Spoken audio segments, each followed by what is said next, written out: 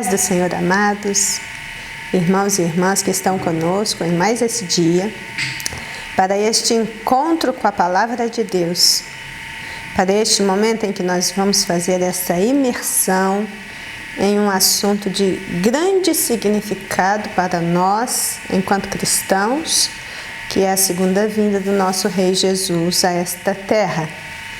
Para dar início a mais esta lição, eu convido vocês a orarem comigo nesse momento. Deus soberano, Deus Pai, Deus bom, Deus justo, Deus santo, que nós amamos e em quem temos depositado toda a nossa confiança. Senhor, nós estamos diante do Senhor em mais um dia para o estudo de mais esse assunto relevante. Fala aos nossos corações, instrua nossa mente para transformar a nossa vida. Que esse estudo da Tua Palavra seja de grande importância para nós neste dia e que nos motive a sermos cada vez mais íntimos do Senhor, a fim de podermos viver este momento de glória ao Seu lado. Assim oramos em nome de Jesus. Amém? Então, irmãos, essa é a nossa lição de número 10, desse dia 5 de junho de 2022, que tem por título A Volta do Grande Rei. Nosso texto áureo encontra-se em Mateus 24:30, que diz: Então aparecerá no céu o sinal do Filho do Homem, e todas as tribos da terra se lamentarão, e verão o Filho do Homem vindo sobre as nuvens com poder e grande glória. A verdade aplicada diz que não há um ser ou um poder que possa impedir a manifestação da glória de Jesus Cristo e sua plena vitória para estabelecer o seu reinado. Aqui nós temos como objetivos desta lição mostrar como se dará a volta de Cristo, entender o propósito da vinda de Cristo e destacar a vitória total de Cristo na sua vinda. No tópico de número 1, quando estudarmos a volta iminente do Rei dos Reis, vamos pensar um pouco nesta questão de que todo olho o verá, de que ele virá com a sua igreja e que ele pisará no Monte das Oliveiras. No tópico de número 2, quando estudarmos os propósitos da sua vinda, vamos poder entender que ele vem para vencer o anticristo, revelar-se a Israel, mas principalmente para estabelecer o seu reino messiânico. E, por fim, nós vamos estudar a grande, temível e esperada batalha do Armagedon, o local da batalha, a destruição dos inimigos e a volta gloriosa do Rei dos Reis e Senhor dos Senhores. Então passemos a esta introdução que diz aqui na revista que nesta lição estudaremos sobre o iminente e triunfante retorno de Cristo. Cristo, que é o desejado das nações, finalmente voltará e nós conheceremos então através desta lição as implicações desta segunda vinda de Cristo para a igreja, para Israel e também para o mundo. Um versículo que chama muito a minha atenção é o que encontra-se na carta de Paulo a Tito, o capítulo 2, dos versículos 11 a 13, que termina dizendo que nós estamos aguardando esta bem-aventurada esperança, que é o arrebatamento da igreja, e também o aparecimento da glória do grande Deus e nosso Senhor Jesus Cristo, que é a sua segunda vinda. Nessa introdução ainda cabe-nos pensar no que nós ouvimos falar, no que nós entendemos a respeito dessa segunda vinda de Jesus. Existe a menção de que ela acontecerá em duas fases distintas, ou seja, a segunda vinda de Jesus acontecerá primeiramente de uma forma invisível aos olhos das pessoas desta terra.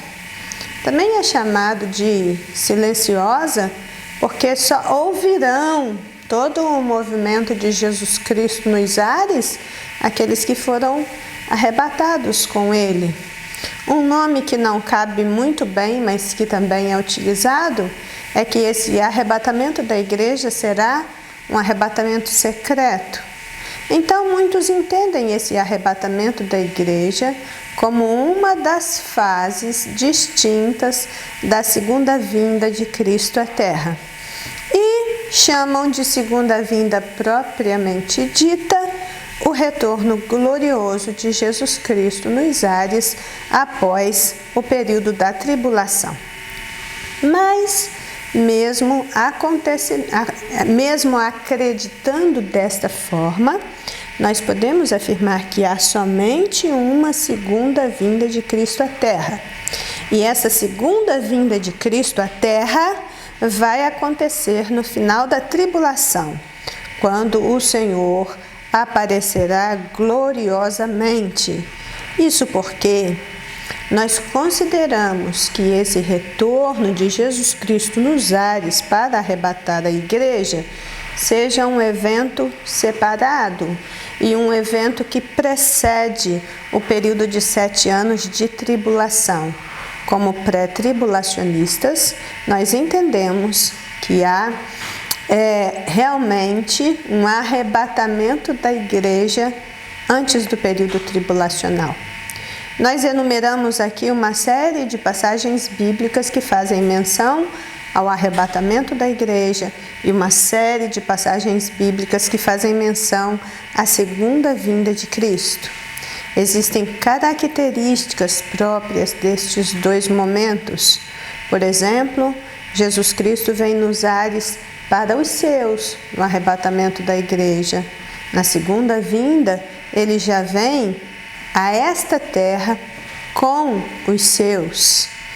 E aí, nós vamos ver que, além destas, existem muitas outras diferenças biblicamente registradas para nós entendermos o que é o arrebatamento da igreja, ou a chamada bendita esperança, o que é a segunda vinda de Jesus Cristo à Terra, também chamado de retorno glorioso. Uma coisa importante para nós pensarmos, para nós firmarmos esse tipo de entendimento, é que em 1 Coríntios 11, 2 e 1 Coríntios 15, 51 e 52, ocorrerá primeiro o arrebatamento. Esse arrebatamento será nos ares, esse arrebatamento será para a noiva. Já em Apocalipse 19, 7, nos diz que haverá uma segunda vinda de Cristo em glória à terra e que esse glorioso retorno de Jesus Cristo é com a esposa. A igreja que sobe como noiva, ela agora retorna com Cristo como sua esposa. Em João 14, 3 diz que no arrebatamento Jesus virá para os seus. Em Zacarias 14, 5, em 1 Tessalonicenses 3, 13, em Judas versículo 14, é dito que na segunda vinda Jesus virá com os seus. Então, essas diferenças entre arrebatamento e segunda vinda são muito importantes. E já tocamos neste assunto quando nós estudamos a lição 4 deste mesmo trimestre, que nos falou sobre a realidade do arrebatamento da igreja. Então, Jesus arrebata uma noiva, depois volta com uma esposa. Primeiro Jesus vem para os seus, depois Jesus volta com os seus. E é sobre essa volta iminente do Rei dos Reis que trata o primeiro tópico da lição, e na revista está escrito que a palavra mais utilizada no Novo Testamento para esta segunda vinda de Cristo é a palavra parousia. E não somente essa, tanto o arrebatamento como a segunda vinda, nós temos distintas palavras, mas para a segunda vinda, a palavra utilizada na Bíblia, ou mais utilizada, é esta palavra parousia. E o comentarista da revista vai dizer que ao empregar esta palavra parousia, a Bíblia está dizendo: prepare-se. Prepare-se, porque o Rei dos Reis chegou. Nesse tópico, então, a gente vai estar falando desta vinda do grande rei, abordando o fato de que ela vai ser visível, de que ele virá com a sua igreja e de que ele pisará no Monte das Oliveiras. Então, o 1.1, ele trata exatamente desta questão da segunda vinda de Cristo ser visível. E o título deste item é "E todo olho o verá". Lucas 21, 27 diz: "Então virão vir o Filho do Homem numa nuvem, com poder e grande glória". Foi isso também que disse aqui em Mateus 24, 30, e no nosso texto áureo. E é o que diz também em Apocalipse capítulo 1, verso 7, quando diz: "Eis que vem com as nuvens, e todo olho o verá, mesmo os que o traspassaram, e todas as tribos da terra se lamentarão sobre ele". Sim, amém. E a revista ainda diz: "Enquanto o arrebatamento da igreja será nos ares, de forma secreta e repentina, a volta de Cristo em glória será visível, será presenciada por todos os povos do mundo", conforme Mateus 24, 30, "e será semelhante a um relâmpago sobrenatural, pois o mundo inteiro verá repentinamente esta volta gloriosa". Agora, irmãos, eu gostaria que vocês abrissem as suas Bíblias no capítulo 19, no livro do Apocalipse, e lesse comigo essa descrição, essa narrativa do capítulo 19 do Apocalipse, do versículo 11 ao 16, porque essa é uma descrição das mais claras que a Bíblia fornece a respeito desse assunto. Olha o que diz a partir do verso 11. Pensa no que a Bíblia está dizendo. Concentre agora a sua mente apenas nisso que a Bíblia está dizendo. Não deixe a sua mente divagar com outros pensamentos. Concentre-se na palavra de Deus. E a partir do verso 11 diz: "E vi o céu aberto, e eis um cavalo branco, e o que estava sentado sobre ele chama-se Fiel e Verdadeiro, e julga e peleja com justiça. E os seus olhos eram como chama de fogo, e sobre a sua cabeça havia muitos diademas, e tinha um nome escrito, ninguém sabia, senão ele mesmo. E ele estava vestido com uma veste salpicada de sangue, e o nome pelo qual se chama é a palavra de Deus. E seguiam-no os exércitos do céu em cavalos brancos, vestidos de linho fino, branco e puro. E da sua boca saiu uma espada aguda, para ferir com ela as nações, e ele as regerá com vara de ferro. E ele mesmo é o que pisa o lagar do vinho do furor e da ira do Deus Todo-Poderoso. E no manto e na sua coxa tem escrito este nome: Rei dos Reis e Senhor dos Senhores". Que passagem maravilhosa!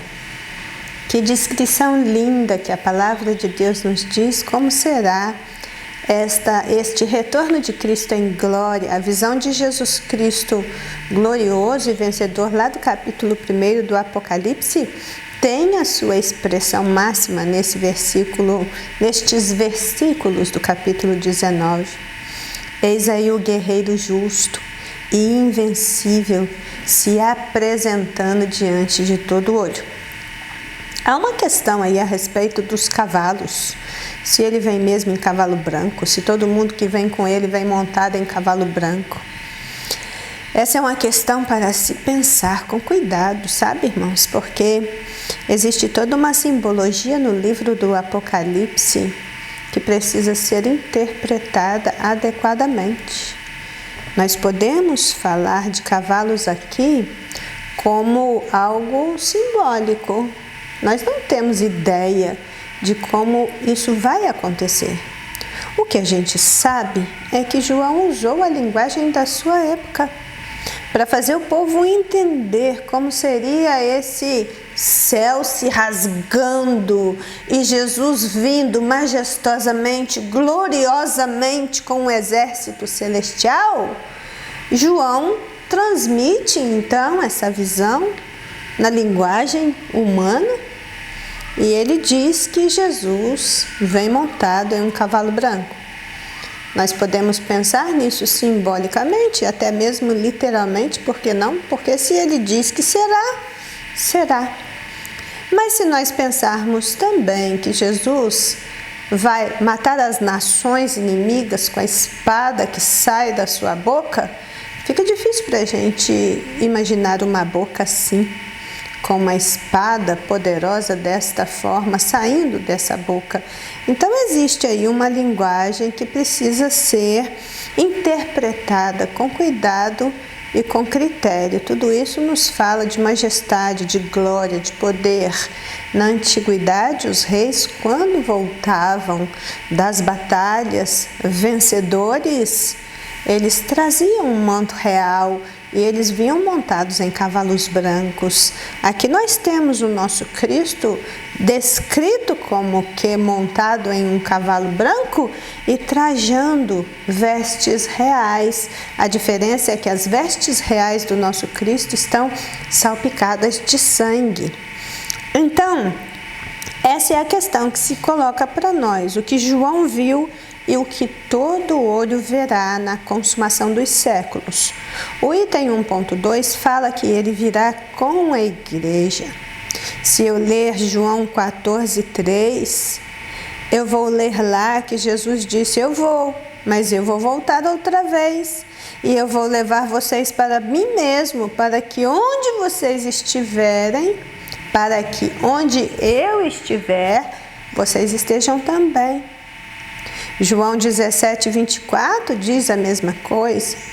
E Apocalipse 19:14 diz que o seguiam os exércitos do céu, em cavalos brancos, vestidos de linho fino, branco e puro.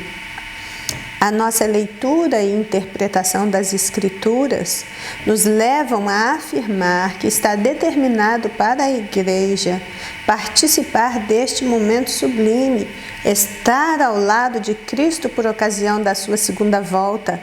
Jesus voltará com a igreja por ocasião da sua volta após a sua subida para a casa do Pai pelo arrebatamento.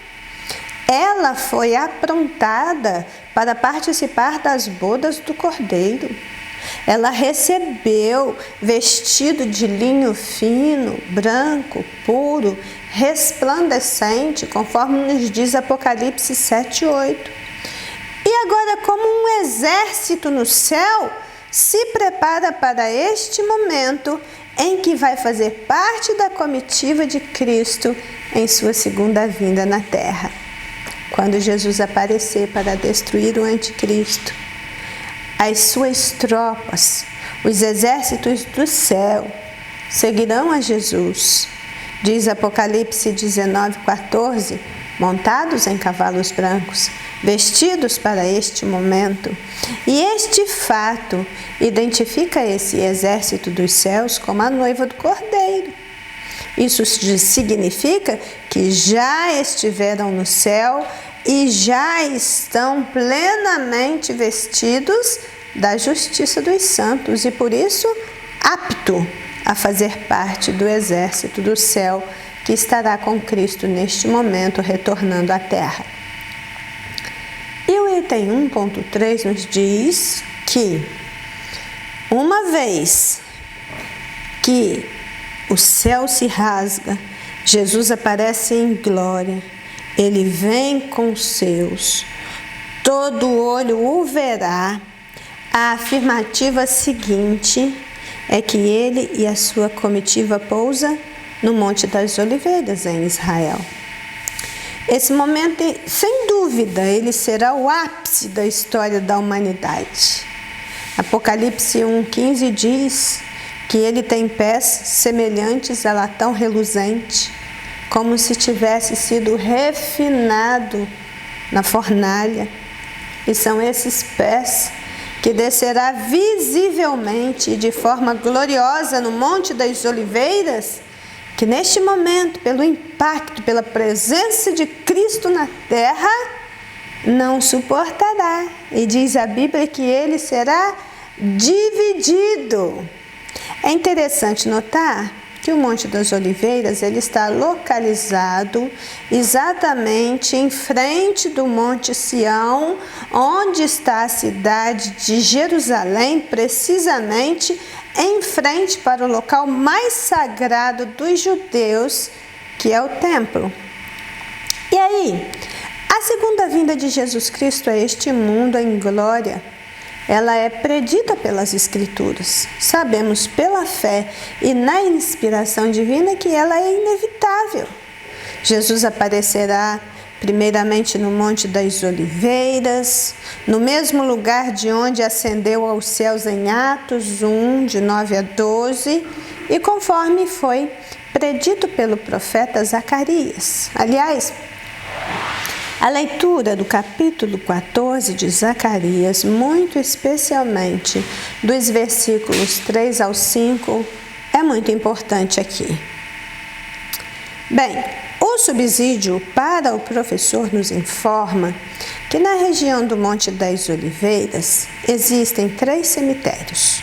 Um cemitério cristão, um cemitério judeu e um cemitério muçulmano. Depois do Monte das Oliveiras, entre o monte e Jerusalém, estende-se um vale chamado de Vale de Cedron. Mas quando você chega a Jerusalém vindo do Monte das Oliveiras,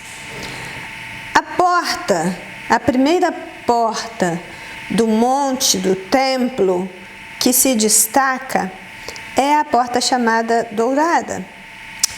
E de frente desta porta, nós temos ali também um outro cemitério muçulmano que está posto ali por motivos inclusive religiosos. Então, o Monte das Oliveiras, ele fica de frente a esta porta dourada, que dá entrada direta para o templo.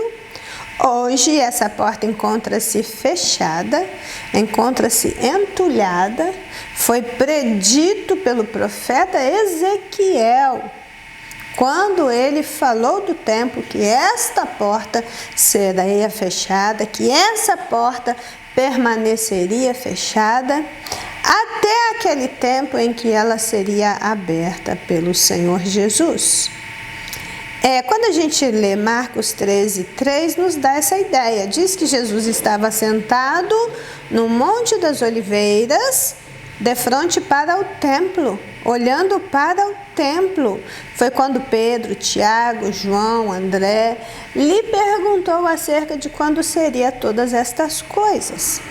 Mas nós temos aí algumas coisas envolvendo historicamente essa porta dourada, que fala em favor deste fato dela estar fechada, dela continuar fechada. Algumas vezes já se tentou abrir essa porta, mas esse empreendimento não foi adiante. Ela permanece fechada. E segundo a profecia, é exatamente por esta porta que o Senhor entrará em Jerusalém, no monte do templo. Esta é a porta oriental. É a porta por onde a glória do Senhor saiu, na visão do profeta Ezequiel. É a porta por onde a glória do Senhor retornou, na visão do profeta Ezequiel. Então há muitas coisas bíblicas, há coisas históricas envolvendo essa quantidade de cemitérios que existem hoje no Monte das Oliveiras e exatamente este cemitério muçulmano que existe hoje em Jerusalém, de frente da Porta Formosa, que está ali por uma leitura capciosa que os muçulmanos fizeram das Escrituras, entenderam pela lei de que um sacerdote não pisa em cemitérios, não toca em corpos de mortos.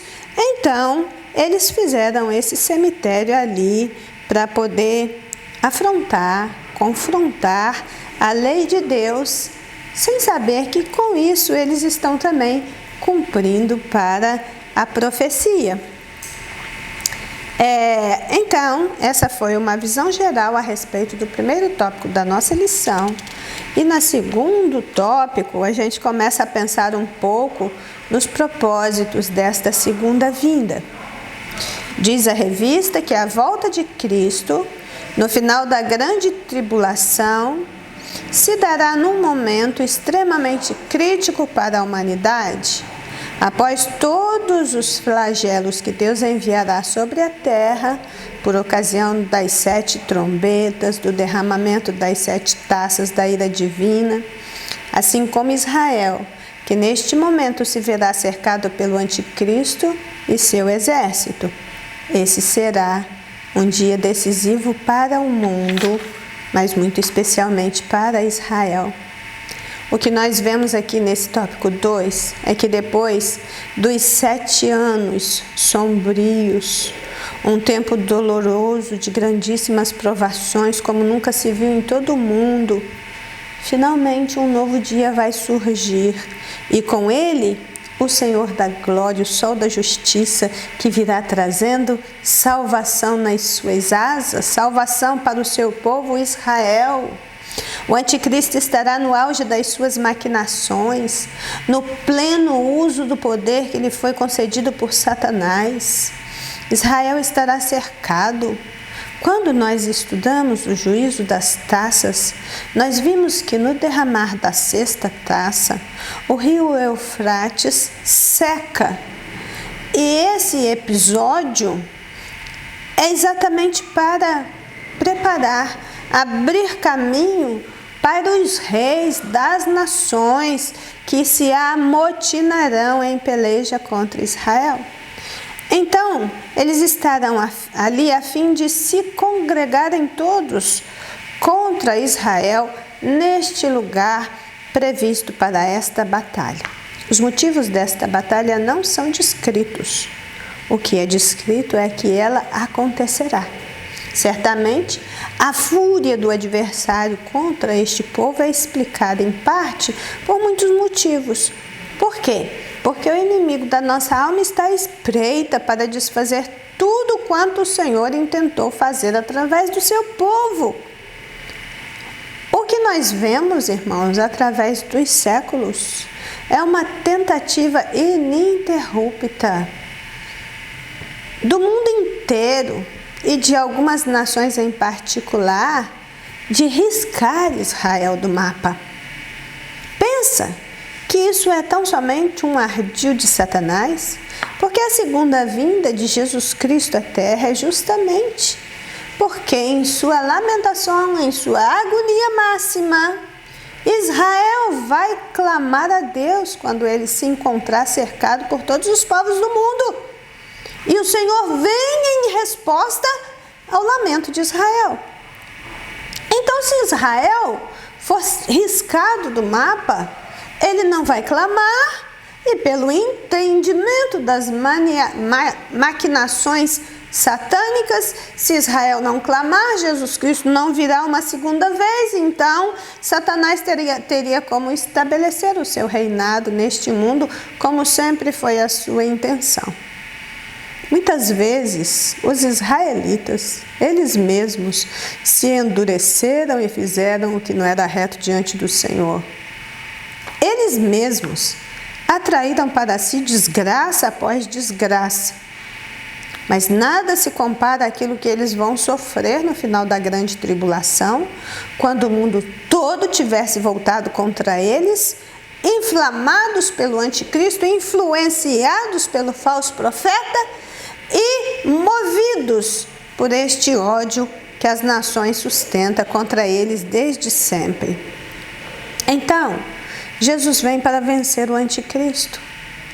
Este é o primeiro item. A revista diz que um dos propósitos da segunda vinda de Cristo é derrotar o anticristo, é derrotar o falso profeta, é derrotar os seus confederados. E neste dia, Jesus tratará pessoalmente toda a soberba e o domínio maligno do anticristo.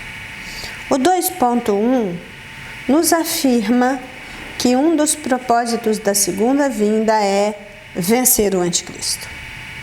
Essa é a primeira coisa que é posta para a gente em Apocalipse capítulo 19, do versículo 19 ao 21, que diz: "E vi a besta e os reis da terra e os seus exércitos reunidos para fazerem guerra àquele que está assentado sobre o cavalo e o seu exército." Humanamente entende-se que é uma guerra contra Israel. Espiritualmente está dito aqui no capítulo 19 que é uma guerra contra aquele que está assentado sobre o cavalo e o seu exército celestial. Mas quando Deus vem para essa guerra, ele ganha esta guerra antes mesmo dela acontecer. Porque quando ele chega, a besta foi presa, com ela o falso profeta que diante dela fizeram os sinais, com que enganou os que receberam o sinal da besta e adoraram a sua imagem. E estes dois são lançados vivos no lago de fogo que arde com enxofre. E os demais? Os demais são mortos com a espada que saía da boca do que estava assentado sobre o cavalo, e todas as aves então se fartaram das suas carnes. Segundo aos Tessalonicenses capítulo 2, versículo 8 diz que nesse momento será revelado o iníquo, ao quem o Senhor desfará pelo assopro da sua boca e aniquilará pelo esplendor da sua vinda. Daniel também, capítulo 7, versículo 23, diz que o seu poder será tirado e ele será destruído para sempre. E a palavra nos diz e nos explica como será esse acerto de conta de Jesus com o anticristo. Essas duas palavras, segundo aos Tessalonicenses 2,8 e Apocalipse 19, do 19 a 21, afirma que Jesus destruirá a besta que subiu do mar, o anticristo, simplesmente por meio da palavra falada. Tudo o que será necessário é que o Senhor fale, é que o Senhor profira o destino do anticristo, e isto acontecerá imediatamente segundo o que ele disser.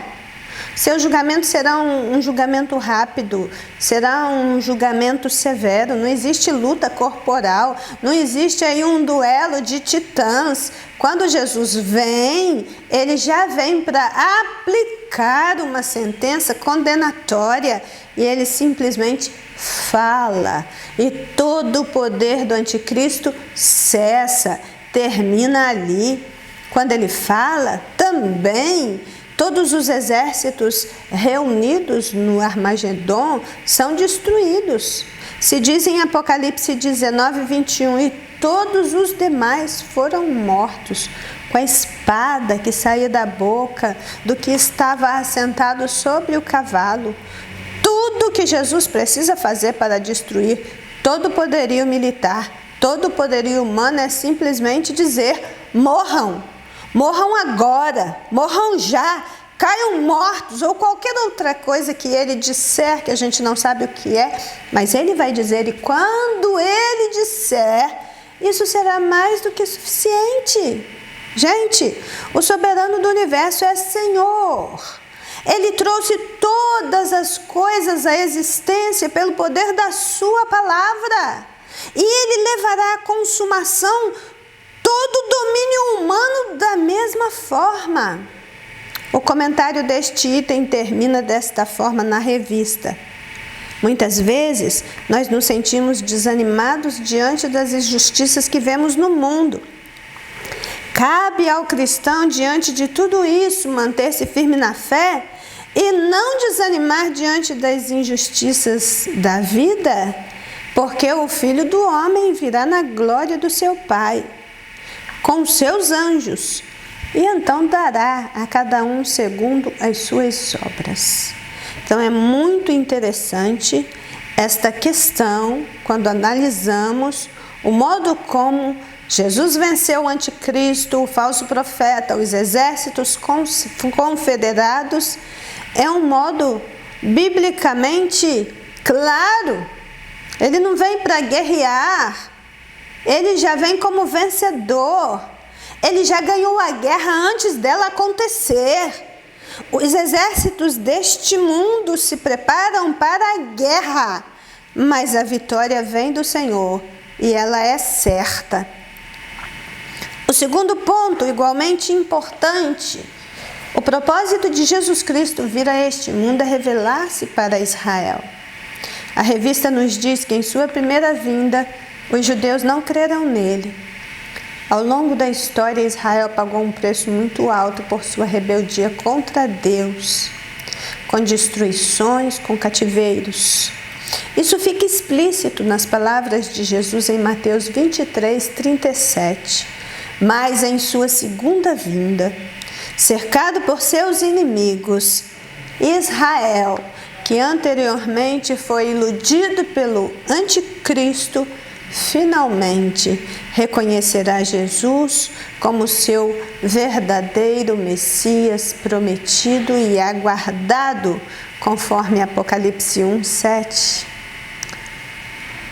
Apesar de um mundo existir por causa de Jesus, mesmo assim, o mundo não o acolheu. Isso está em João 1:10. Ele veio para o seu povo, mas eles não o quiseram. Isso está em João 1:11. No entanto, houve e há aqueles que o querem de verdade, que acreditam na sua mensagem, que não duvidam dos seus feitos. Então, o Senhor fez e faz deles o seu povo predileto, a sua propriedade exclusiva. Para Jesus não há judeus, não há gregos, não há servos, não há livres, não há homens, não há mulher.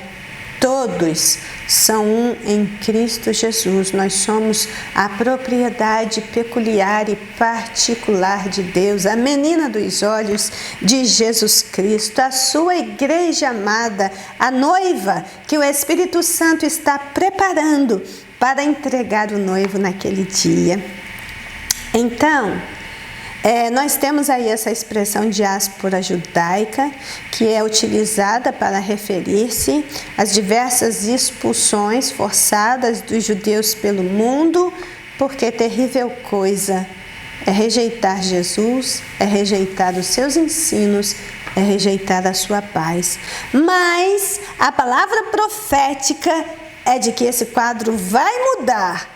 E já tem dia marcado para isso acontecer, uma vez que é propósito da segunda vinda de Cristo alcançar os corações do seu povo, daqueles que finalmente o reconhecerão como Messias e como Senhor. E então, eu creio que esse terceiro propósito é realmente aquele propósito mais fundamental, mais elementar, que é a inauguração do seu reino. Jesus vem para inaugurar o reino messiânico ou reino milenar. Apocalipse 11:15 diz: o sétimo anjo tocou a sua trombeta, e houve no céu grandes vozes que diziam: os reinos do mundo vieram a ser de nosso Senhor e do seu Cristo, e ele reinará para todo sempre. Vencer o anticristo e revelar-se a Israel é apenas parte do propósito que mais se destaca como propósito da sua vinda. É o de pôr fim a todo sofrimento, o de implantar um reino de justiça e paz. O mundo ouvirá e verá o basta de Deus. Mas aqui na revista diz: sua vinda trará um tempo de restauração e paz para um mundo em caos. Depois de todos os flagelos vividos na grande tribulação, toda destruição, violência, guerras e mortes darão lugar ao estabelecimento do reino de Deus na terra. Em sua volta, terá início o seu reino teocrático, que trará para o mundo a tão desejada paz como nunca houve em nenhum governo humano. Eu às vezes fico pensando, será que nós temos uma noção adequada do que a Bíblia ensina sobre reino? Em nosso tempo, nós temos escutado muito essa questão de promover o reino, ofertar para o reino, expandir o reino. E eu me pergunto, será que essas pessoas sabem do que elas estão falando? Tem essa visão adequada das diferentes facetas do reino, mas que o reino em si é um só? Não somos nós que promovemos o reino, nós somos cidadãos deste reino, nós fomos salvos para a graça, é Deus que promove o seu próprio reino, porque Ele há de estabelecê-lo com o nosso trabalho ou não, com a nossa oferta ou não, com o nosso empenho ou não. O que nos cabe é estar no reino ou fora do reino. Então a Bíblia vai nos explicar, existe uma doutrina bíblica acerca do reino de Deus que precisa ser entendida. A Bíblia fala de reino espiritual, a Bíblia fala de um reino eterno, de um reino universal, de um reino davídico, de um reino messiânico, de um reino teocrático, de um reino vindouro. Eu e você precisamos ter essa noção quando a gente estuda sobre esta questão de que Jesus Cristo vem e um dos propósitos da sua vinda é estabelecer o seu reino. Nós precisamos caminhar no entendimento de que o reino, como uma realidade, ele é completamente futuro. O reino messiânico ainda não se concretizou, mas haverá um momento em que este reino vindouro, este reino teocrático que está por vir, mas ainda não está presente, ele será implantado. E este é o propósito mais relevante da segunda vinda de Cristo à Terra. Então chegamos ao tópico de número 3. E neste tópico, o título é A Grande e Terrível Batalha do Armagedon. Nós vamos ler sobre o Armagedon nos livros dos profetas Daniel, Joel e Zacarias, e também no Apocalipse. Lá em Ezequiel, no capítulo 37, quando ele tem aquela visão do vale dos ossos secos, chega lá no versículos 9 e 10, onde nós lemos: e ele me diz: profetiza ao Espírito, profetiza ao Filho do Homem, dize ao Espírito: assim diz o Senhor Deus. Vem dos quatro ventos, ó Espírito, e assopra sobre estes mortos para que vivam. E profetizei, como ele me deu ordem. Então o Espírito entrou neles e viveram, e se puseram em pé em extremo, um exército grande, um exército numeroso em extremo. Estes são versículos que falam, esta é uma visão profética a respeito da regeneração de Israel, e nós entendemos que ela só acontecerá totalmente no tempo do fim. Por quê? A conversão dos judeus atingirá o seu clímax no final da grande tribulação, quando então acontecerá essa chamada Batalha do Armagedon. com o retorno de Jesus na sua segunda vinda e os desdobramentos finais desta batalha titânica, Israel entrará no reino do milênio como uma nação regenerada. Então, a segunda vinda de Jesus à Terra será o clímax da campanha do Armagedon, à medida que Jesus fende os céus, vem para destruir o anticristo e o falso profeta e atirá-los vivos para dentro do lago do fogo. A revista diz que a batalha do Armagedon será a mais sangrenta de todas as batalhas da história da humanidade e o mundo nunca mais será o mesmo depois desta batalha. Bem, é exatamente para isso que esta batalha estará acontecendo, para o mundo nunca mais ser o mesmo. Por quê? Porque ela é a batalha decisiva, é a batalha final. Nunca mais se ouvirá de guerras ou de rumores de guerras. Armagedon em hebraico se escreve Ar com H, Magedon. Ar é monte, Magedon é o nome do monte. Então, nós temos esse monte chamado Armagedon. Essa palavra Armagedon, que também se refere a uma localidade geográfica específica, um sítio geográfico, que fica na parte norte de Israel, e lá vai servir como tipo um centro de movimentação para os exércitos do mundo. Nós temos alguns dados gerais a respeito desta batalha, que já são conhecidas nossas através das leituras bíblicas e dos estudos que fazemos nesse sentido. Afirma-se que esta será a última guerra mundial da história, que ela acontecerá em Israel em conjunção com a segunda vinda de Cristo. Como já dissemos, ela é predita pelos profetas Daniel, Joel e Zacarias. Ela ocorrerá nos últimos dias da tribulação. O local em que esta batalha se travará será na planície de Esdraelon, que está ao redor desse monte Megido, ao norte de Israel, cerca de 30 quilômetros a sudoeste da cidade de Haifa.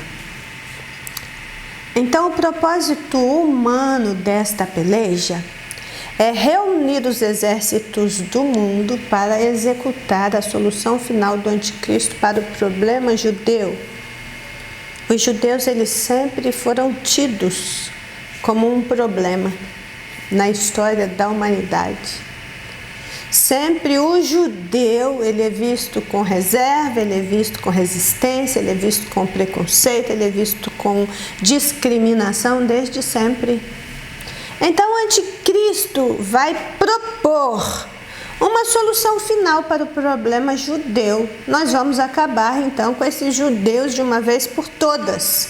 E aí é por isso que Jesus Cristo escolhe esse momento da história para a sua vinda, para impedir essa tentativa de aniquilamento dos judeus e também para operar esse desmantelamento dos exércitos do mundo. O 3.1 nos fala do local desta batalha. E quando a gente lê Apocalipse 16, essa palavra Armagedon aparece no contexto do derramamento da sexta taça. E aí a gente deve ler dos versículos 12 ao 14 e também o 16. Vou deixar para vocês lerem porque é uma leitura mais extensa. Então, essa palavra Armagedon é um nome hebraico que significa Monte Megido. Veja bem, a previsão é que seja nessa área biblicamente, geograficamente definida que se desenrolará os últimos eventos da história humana nessa era. Nós podemos considerar esse Armagedon em 8 fases. Primeiro haverá a reunião dos aliados do Anticristo. Depois haverá a destruição da Babilônia. Se você ler os capítulos 17 e 18 do Apocalipse, ele vai estar nos explicando a destruição deste grande império mundial que se fortalecerá nos últimos dias. Então nós temos aí em andamento a destruição dessa Babilônia. Nós vamos presenciar no Armagedon também a queda definitiva e final desta Jerusalém humana, que foi então implementada, reconstruída pelo Anticristo. Diz a palavra de Deus que os exércitos do Anticristo serão reunidos num lugar chamado Bosra. E esta batalha de Bosra segue até o vale de Josafá. Quando essa batalha começa a engrossar, quando as coisas começam a ficar muito apertadas para Israel, Israel viverá esse momento de regeneração nacional. Quando reconhecer a Jesus como seu Messias, então nós teremos a segunda vinda de Cristo e a sua descida gloriosa no Monte das Oliveiras. Todas estas fases que eu falei para vocês aqui, elas são ricas de referências bíblicas. Bem, no item 3.2 nos diz que então os inimigos serão destruídos. Veja vocês que tem uma coisa muito interessante nesse item 3.2, quando fala que no capítulo 19 do livro de Apocalipse, 2 ceias vão estar acontecendo. A primeira é a ceia das bodas do Cordeiro e a igreja, que ocorre no céu. E a segunda ocorrerá na terra, no final da grande tribulação, por ocasião da volta de Cristo, e é chamada de a ceia do grande Deus. Eu vou ler para vocês Apocalipse 19, 6 e 7, que fala da primeira ceia do capítulo 19. E ouvi como que a voz de uma grande multidão, e como que a voz de muitas águas, e como que a voz de grandes trovões que dizia: Aleluia! Pois já o Senhor Deus Todo-Poderoso reina. Regozijemo-nos e alegremo-nos e demos-lhe glória, porque vindas são as bodas do Cordeiro e já a sua esposa se aprontou. É a cerimônia de casamento de Cristo com a igreja nos ares. A igreja passou pelo tribunal de Cristo, recebeu vestes dignas para estar na presença de Cristo, recebeu os seus galardões. Nós vamos ter pessoas aí com muitas coroas e pessoas sem coroa nenhuma, mas estarão lá. Mas essa visão de preparo da igreja para entrar nas bodas do Cordeiro, ela realmente está acontecendo na glória. Enquanto a igreja está no céu, a tribulação está desenrolando na terra. E a igreja, num determinado momento, entra para as bodas do Cordeiro. Mas esse capítulo 19 também fala da ceia do grande Deus. Olha os versículos 17 e 18 do capítulo 19. E vi um anjo.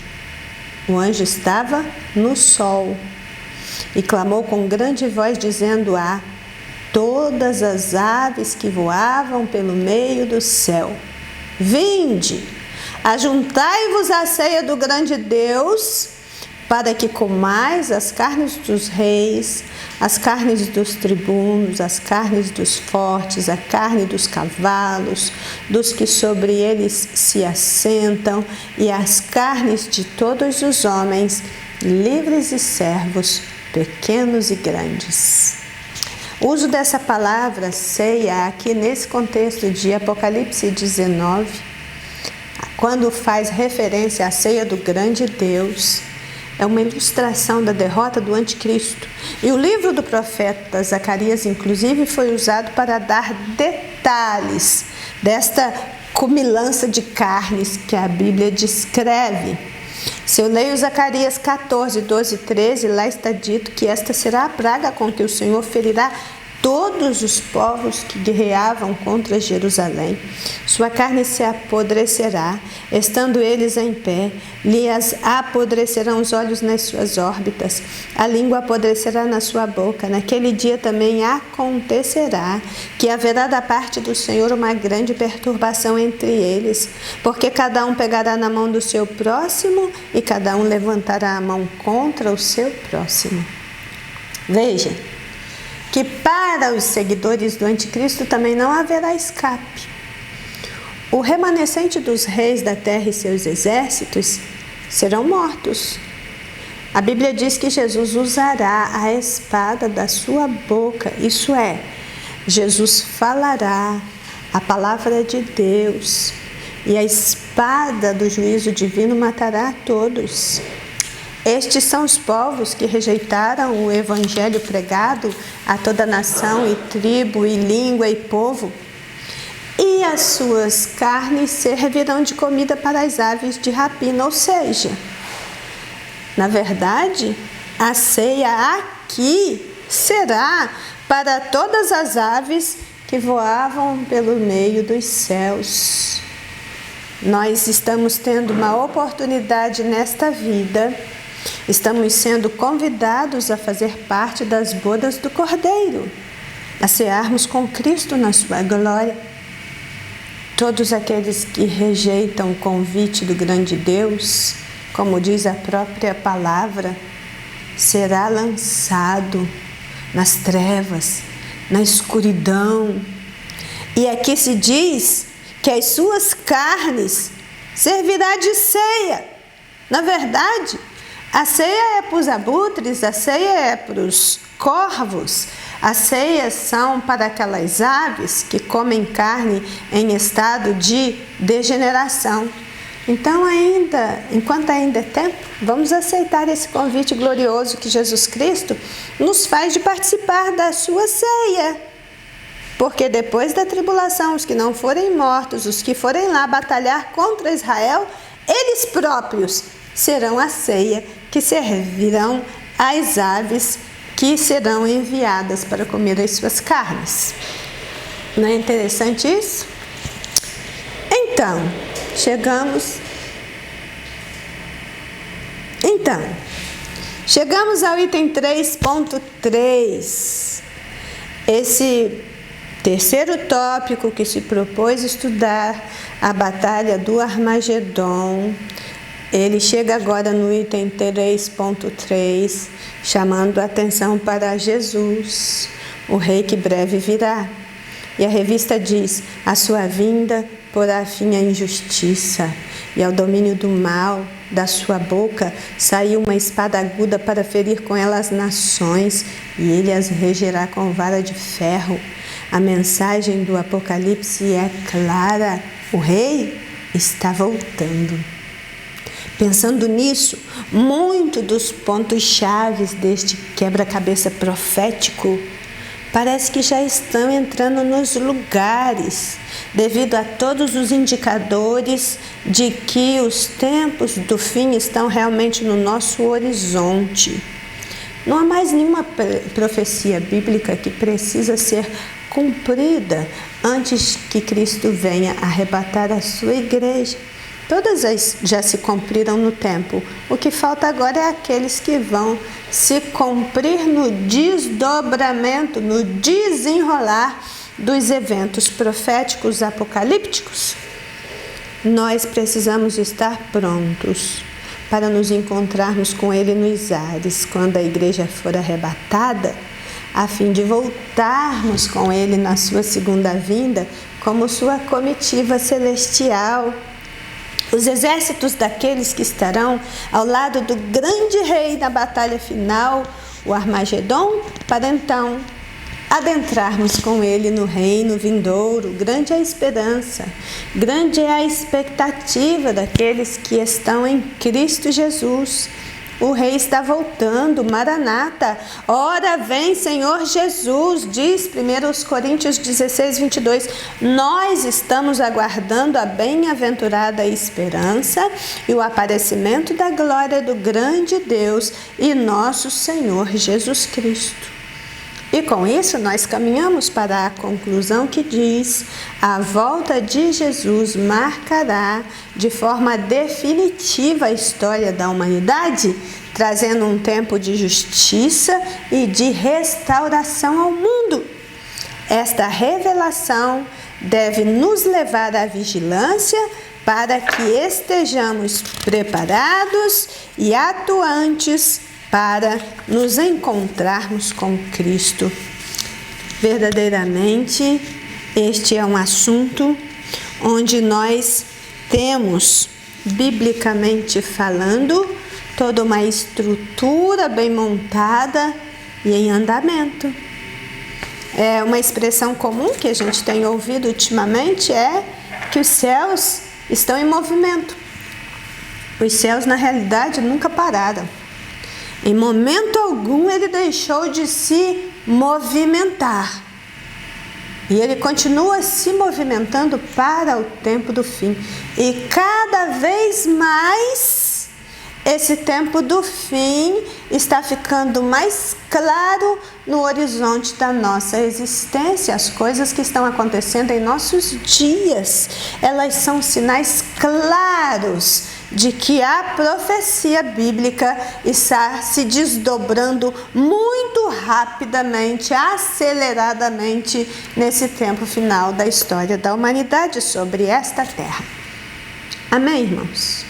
Nós vamos então agradecer a Deus por essa instrução, sabedores de que é o Espírito Santo que nos convence, que nos ajuda a entender, que ilumina o nosso entendimento e nos dá sabedoria e inteligência espiritual para sabermos com propriedade aquilo que concerne ao arrebatamento da igreja, a sua segunda vinda em glória, juntamente com os seus, juntamente com a igreja, para então estabelecer o seu reino messiânico, que é assunto da próxima aula. Próxima aula nós estaremos juntinho com vocês, estudando sobre a realidade do milênio. Amém? Então oremos, agradecidos pelo Senhor por sua palavra que Ele nos deu nesta manhã. Deus Todo-Poderoso, Deus de todo poder e de toda glória, estamos diante do Senhor agradecidos por mais esse entendimento ampliado deste evento tão significativo que é a sua segunda vinda. Senhor, que neste momento, quando o céu se rasgar, que todo olho desta terra enxergar o Filho de Deus vindo nas nuvens com poder e grande glória, que eu possa estar como parte desta comitiva celestial. Cada um dos teus filhos e filhas que estão conosco nesta manhã estudando a sua palavra possa também fazer parte desta milícia celestial que virá com Cristo nos ares. Assim nós cremos e por isso oramos em nome de Jesus. Amém?